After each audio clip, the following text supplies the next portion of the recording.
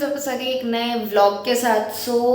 कल रात को ना कुछ ऐसा ओटी में हुआ है ना जो आप भी सुन के दंग रह जाओगे।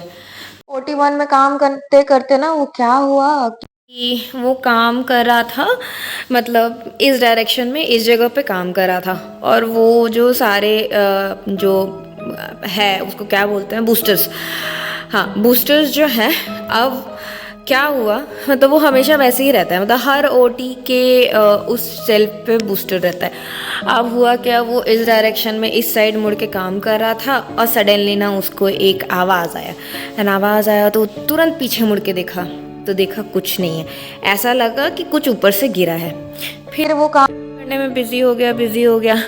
कुछ अपना काम कर रहा था, कुछ सोच रहा था। चाहे नाइट ड्यूटी में हम लोग वैसे भी कान वान में गाना चला के काम वाम करते हैं, क्योंकि अकेले रहते हैं तो we have to divert our mind.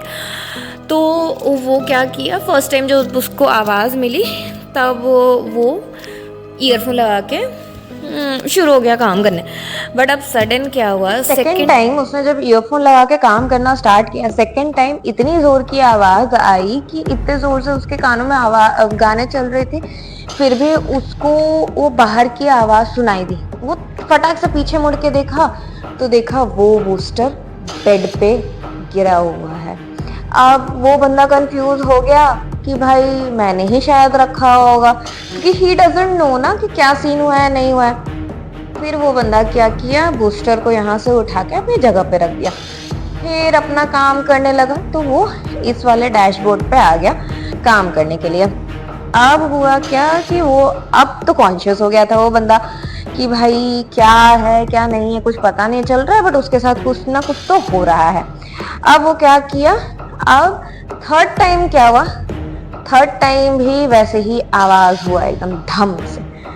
तब सेकेंड वाले रो का जो बूस्टर है वो उसको नीचे पड़ा हुआ दिखा। अब वो बंदा श्योर हो गया कि भाई कुछ ना कुछ तो गड़बड़ है, जल्दी इस ओडी का काम निपटा के निकल जाए। तो वो क्या किया, यहाँ का काम निपटाने के बाद वो निकल गया। अब निकल जाने के बाद नाइट में जो मेडिसिन आते हैं उसको लोग अरेंज करते हैं हर एक ओटी में जाके। तो वो क्या किया, थर्ड ओटी में आ गया। अब थर्ड ओटी में वो इंस्ट्रूमेंट अरेंज कर रहा था, मेडिसिन अरेंज कर रहा था।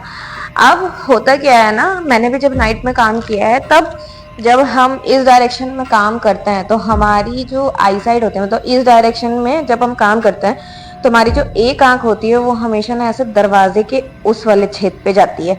और रात में जब हम लोग के लॉबी में अंधेरा होता है ना, तब ऐसा सा लगता है ना कि कोई वहां से झांक रहा है।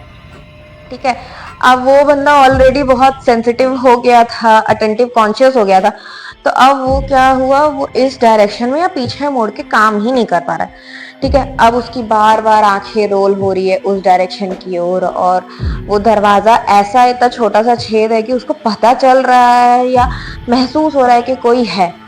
ठीक है, अब वो सडनली क्या किया, जल्दी जल्दी यहाँ का काम निपटा के वो जैसे ही बाहर निकला, लाइट्स ऑफ, मतलब बिजली चली गई ओटी की।